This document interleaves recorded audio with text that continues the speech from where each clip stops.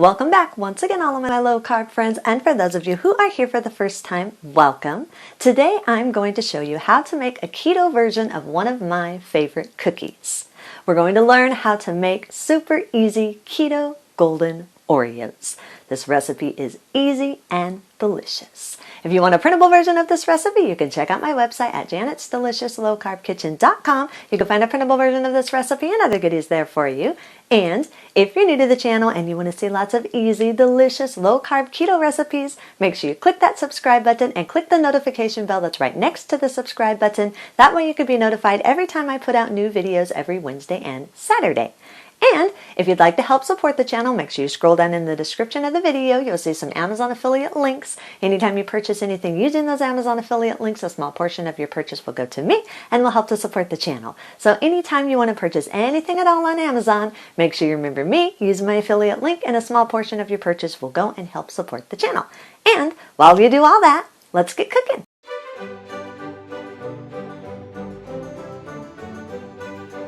Preheat your oven to 350 degrees.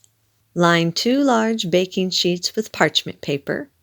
In a large mixer bowl, combine 1 cup of coconut flour, a half cup of golden monk fruit sweetener or brown sugar sweetener of your choice, a half cup of classic monk fruit sweetener or granulated sweetener of your choice, 2 teaspoons of baking powder, and a 1/4 teaspoon of salt. Sift or whisk these all together until there are no lumps in the dry ingredients. Add 2 large room temperature eggs. Make sure they are room temperature. They mix in more smoothly when they are room temperature. Beat on low for about 10 seconds or just until the dry ingredients are moist. Then increase your speed to medium-low and beat on medium-low for another 30 seconds or until everything is fully combined. Add 3/4 cup of butter that is room temperature and has been slightly softened. Make sure it is just softened, not melted. And 2 teaspoons of vanilla extract. Beat on low again for another 10 seconds or just until the butter starts breaking up. Then increase your speed to medium. Then beat on medium for about 45 seconds or until everything is fully combined and you have a soft, smooth dough. Scrape down the sides of the bowl if you need to and push all the dough to the center of the bowl. Shape the dough into a smooth ball and massage it for about 30 to 45 seconds just to make sure that you have the right texture in your dough. You're wanting a smooth, moist dough, but it should not be sticky. It should not be sticking to your hands at all, and it should not be crumbly. So if it's crumbling, then it's a little too dry and you just need to add very small amounts of milk. If it's sticking to your hands, then it's too wet, and you just need to add very small amounts of coconut flour. So you want a moist, smooth dough, but not sticky. Once you've massaged it and made sure of the texture, reshape the dough back into a ball and place it back into your mixer bowl. Then place it in the refrigerator for about 5 minutes, just long enough so that the dough can firm up a bit so when you shape the cookies, they will keep their shape while they're cooking. After the dough has firmed up in the refrigerator for 5 minutes, remove it from the refrigerator and again massage it in your hands just a few times, just again to make sure of the texture. You want to make sure that your dough hasn't dried out in the refrigerator or anything like that. It still should be that smooth, moist texture without crumbling or sticking. Then scoop the dough out 1 tablespoon at a time and place it onto your prepared baking sheets. Roll each of the dough scoops into a smooth ball and place them back onto your baking sheets about 2 inches apart. Then use the palm of your hand and press down on the dough ball and shape each dough ball into a circular disc shape of your desired size and your desired thickness. Think about the size of the cookie that you're trying to replicate. You're trying to replicate a golden Oreo, so you don't want your cookies to be super thick because you're going to be stacking them one on top of each other. These cookies really don't spread or rise very much at all, so basically whatever shape and thickness that you press these out, that is the shape and thickness that they're going to come out once they are baked.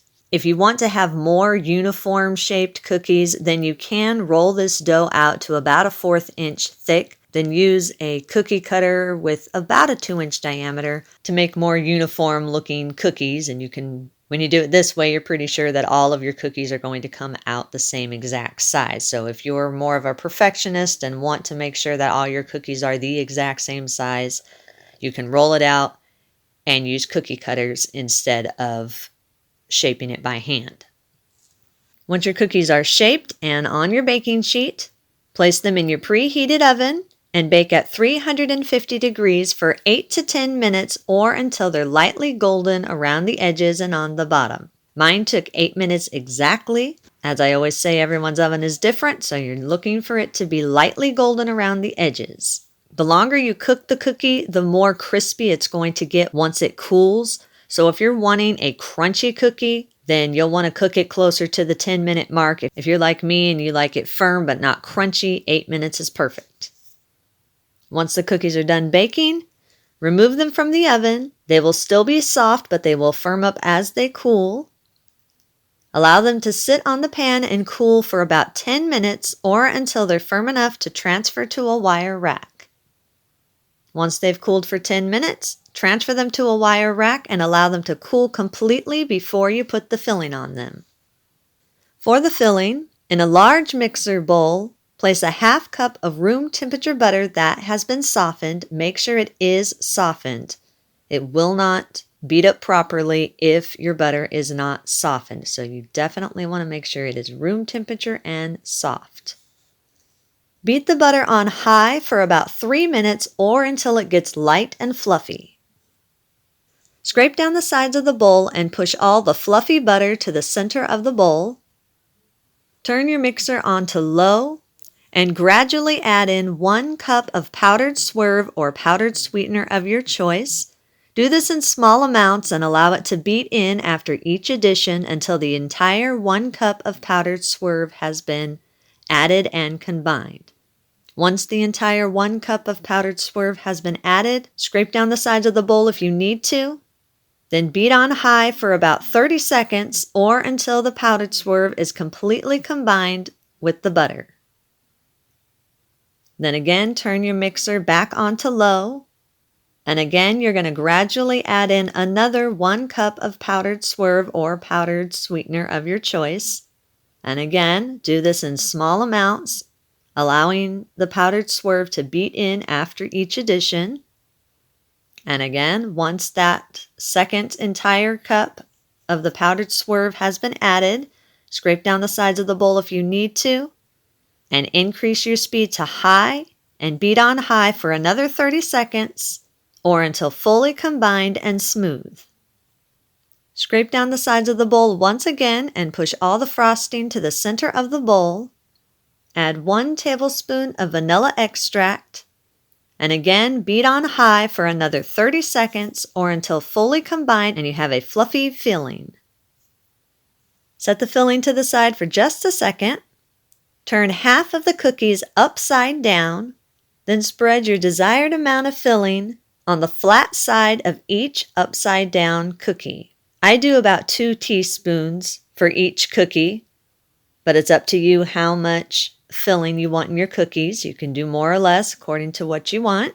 Make sure you leave room around the edges. Just scoop the filling right into the center of your cookie. You don't want the filling to squeeze over the edges of your cookie, so make sure you do leave that room around the edges. Then take a plain cookie and place it on top of the filling and very gently press the cookies together so that the filling spreads around the cookie and can be seen on the sides but not overflowing the sides. This recipe does make a lot of filling, so if you want to, you can always cut this recipe in half. Otherwise, you will most likely have filling left over. If you do have filling left over, just store it in an airtight container. You can keep it in your refrigerator for up to 3 days and use it in any recipe that you want.